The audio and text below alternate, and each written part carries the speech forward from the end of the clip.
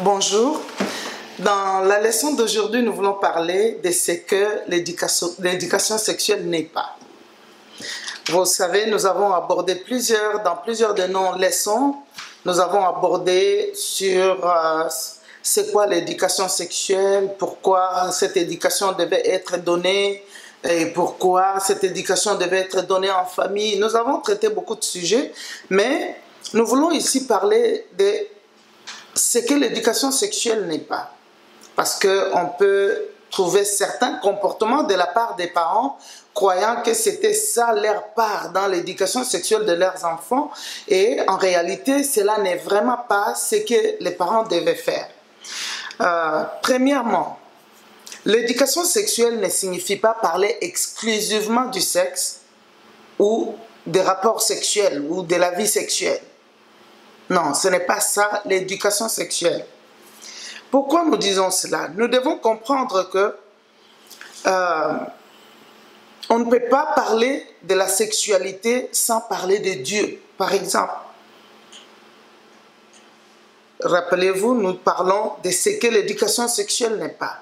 Il n'est pas parler exclusivement du sexe, exclusivement de la vie sexuelle. Et ça donne même la peur où certains parents craignent même aborder les sujets parce qu'ils se disent « Ah, donner une éducation sexuelle, je vais parler du sexe à mon enfant. » Ce n'est pas nécessairement parler, ce n'est pas exclusivement parler du sexe ou de la vie sexuelle. Nous voyons que l'éducation sexuelle ou la sexualité, nous avons parlé, on ne peut pas parler de la sexualité sans parler de Dieu. Pourquoi? Parce que la sexualité est un don de Dieu.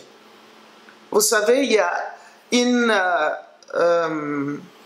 mauvaise conception des gens de dire que la sexualité, ce n'est pas quelque chose qui vient de Dieu. Il y en a même qui vont jusqu'à dire, vous voyez dans la Genèse, quand Dieu a créé Adam et Ève, et Ève a péché avec les serpents, c'est qu'ils sont tombés dans des rapports sexuels. Non, la Bible, ce n'est pas biblique du tout. C'est faux et archi faux. La sexualité est un don de Dieu pour l'homme. Donc, nous ne pouvons pas croire vivre cette sexualité-là sans connaître ces dieux-là.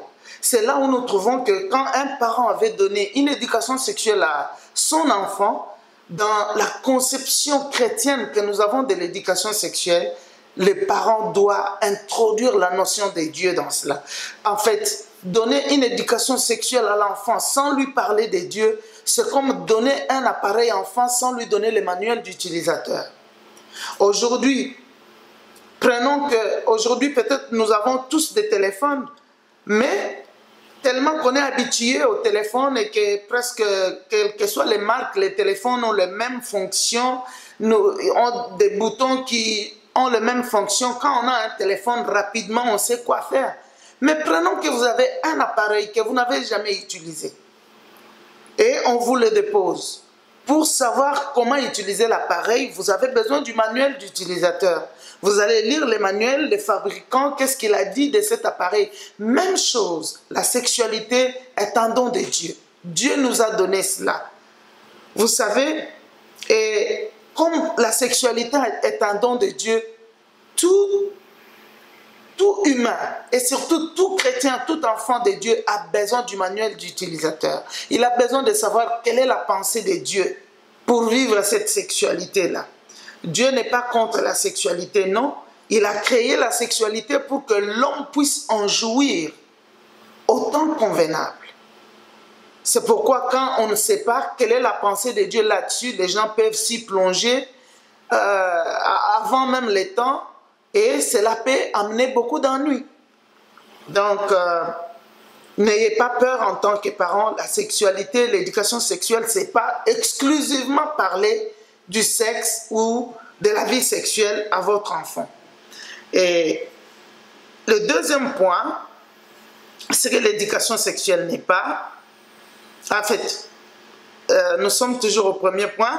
L'éducation sexuelle, je m'excuse, ne signifie pas parler exclusivement, je disais, du sexe à votre enfant. On ne peut pas... Pourquoi nous disons cela? Parce qu'on ne peut pas parler de la sexualité sans parler de la pudeur. C'est-à-dire, un parent qui veut donner une éducation sexuelle à son enfant introduira aussi la notion de la pudeur. Donc, vous allez apprendre à l'enfant qu'il y a un respect. On doit approcher cette vie avec respect. Ce sujet, on doit l'aborder avec respect. Donc, la notion de la pudeur est importante, l'introduire à l'enfant. Et cette notion de pudeur ne sera pas seulement par rapport à la vie sexuelle. Ça sera par rapport à beaucoup de choses que nous avons même apprises dans nos leçons. Que les enfants sachent déjà dès la petite enfance qu'ils ne doivent pas être nus devant les gens, qu'ils ne doivent pas sortir de leur douche quand on les a lavés, exposer leur nudité. Tout ça sont des notions de pudeur à introduire dans la vie de l'enfant. Donc, quand nous parlons de l'éducation sexuelle, tout ça fait partie. Et troisièmement, on ne peut pas parler de la sexualité sans parler de la continence. Vous savez, aujourd'hui, parler de continence, parler aux enfants qu'ils doivent ne pas vivre une vie sexuelle, être actifs ou actives sexuellement pendant leur puberté, leur adolescence, attendre le mariage, beaucoup de gens trouvent ça comme un scandale. Non. Dieu sait pourquoi il a voulu que la vie sexuelle se passe dans les mariages. C'est pour le bien fondé de ces personnes-là. Beaucoup de gens qui ont vécu leur vie, peut-être, ils l'ont vécu comme ils l'ont voulu. Ça a entraîné beaucoup d'autres problèmes dans leur vie et même dans leur mariage. C'est là où nous trouvons que quand la notion du sexe est banalisée, cela déprave les mœurs. Cela corrompt les mœurs. Et même les enfants commencent à mener une vie comme s'ils voulaient vivre une vie sexuelle comme les adultes. Et là, ça devient vraiment un problème. On ne peut pas parler de la sexualité, je disais, sans parler de se contenir, de la discipline que les enfants doivent développer. Et cela est très important. Un jeune qui sait contenir ses désirs sexuels ne devient... un jeune qui ne sait pas contenir ses désirs sexuels ne deviendra pas un adulte ou un mari fidèle ou une femme fidèle. Parce que si un jour quelqu'un veut avoir un foyer, former un foyer où il restera fidèle à sa femme, et une femme veut former un foyer où elle restera fidèle à son mari, tous ces jeunes-là doivent déjà apprendre à être disciplinés, à contenir leurs désirs sexuels pendant leur puberté, pendant leur adolescence. Quand les gens ne savent pas se contenir et vivent en désordre, ces désordres-là aura déjà un impact négatif sur leur vie future du mariage. Donc Dieu n'est pas bête quand Dieu dit que les jeunes devaient se contenir, attendre les mariages pour vivre pleinement leur vie sexuelle. Je crois que Dieu a raison et chaque enfant de Dieu devait considérer cela. Et si on ne sait pas se discipliner comme pubère ou adolescent, donc on aura difficile de les faire en tant que père ou mère de famille. Donc cela est très important. On ne peut pas non plus parler de la sexualité sans parler du respect. Le respect de l'autre, le respect de son corps, le respect de le regarder comme une personne créée à l'image de Dieu et dont on ne veut pas l'amener à abuser de ce temps où il est en train de se développer jusqu'à devenir ce que Dieu attend que la personne devienne. Et je crois, j'avais expliqué dans une des classes que la sexualité, c'est comme... je dirais, où le corps, que ce soit du garçon ou de la fille, c'est comme une fleur. D'abord, quand une fleur est là, elle est en train de s'épanouir, vous savez qu'elle ne s'épanouit pas en une seconde, elle prend du temps, elle est en train de s'ouvrir petit à petit. Tu peux te retrouver devant une fleur quand elle est à moitié ouverte.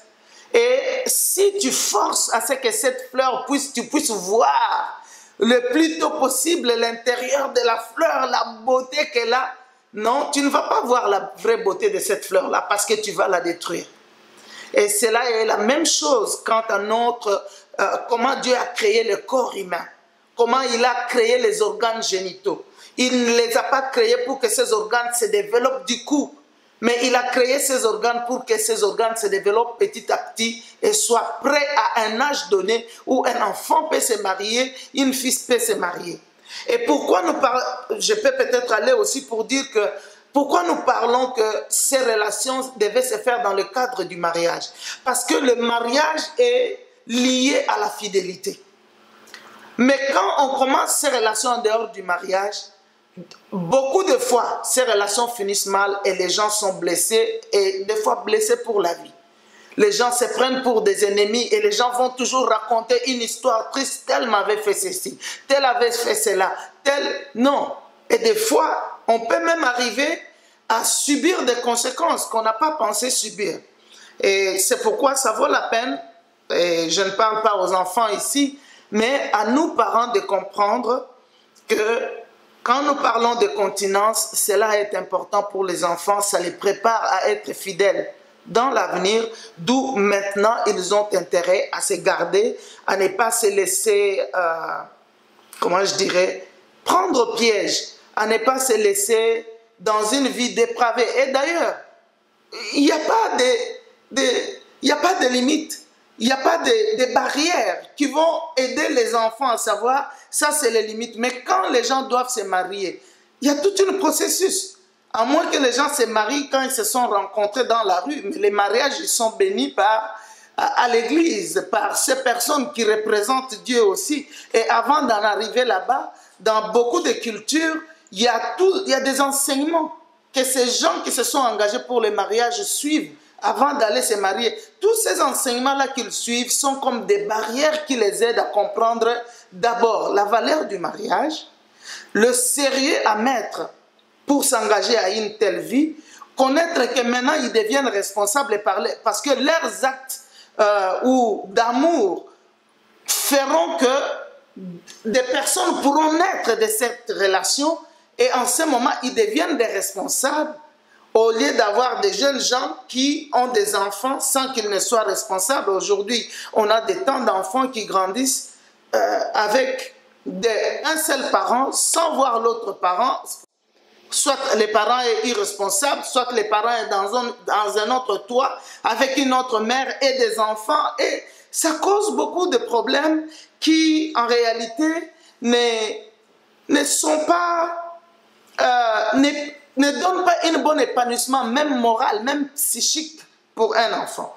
Donc, ça vaut la peine que nous puissions comprendre que l'éducation sexuelle ne signifie pas exclusivement parler du sexe, ou parler de la vie sexuelle. Il y a beaucoup d'autres éléments. Si vous suivez attentivement, vous avez suivi attentivement les différentes leçons que nous avons données, vous allez découvrir qu'il y a beaucoup d'éléments importants qui sont inclus. Nous avons même parlé d'aider l'enfant à connaître son corps, à connaître que son corps est un don de Dieu, est une richesse que Dieu lui a donnée. C'est la première propriété que l'enfant a. Et que l'enfant doit grandir avec cette notion, sachant qu'il a une responsabilité vis-à-vis de son corps. Et que son corps était précieux. Et que son corps il devait garder son corps pour que son corps ne soit pas abusé par d'autres gens. Toutes ces notions, quand ça entre déjà dans la vie de l'enfant, vous verrez même que parler de la sexualité deviendra une notion comme petite parmi tant d'autres éléments qui font partie de l'éducation sexuelle de l'enfant. Et nous allons continuer pour voir dans la leçon qui va suivre une autre raison qui nous montre ce que nous voulons dire, c'est que l'éducation sexuelle n'est pas. Donc, pour terminer, je dirais, il est très important en tant que parents que nous puissions savoir que l'éducation sexuelle, c'est un paquet avec beaucoup d'informations que toi, en tant que parent, tu as besoin de connaître et de ne pas faire une fuite à l'avance, croire que non, je ne vais pas parler de l'éducation sexuelle parce que comment je vais parler de la sexualité, de la vie sexuelle à mon fils, à ma fille? Non, ce n'est pas ça. Ce n'est pas le seul objet qu'il y a à transmettre dans l'éducation sexuelle.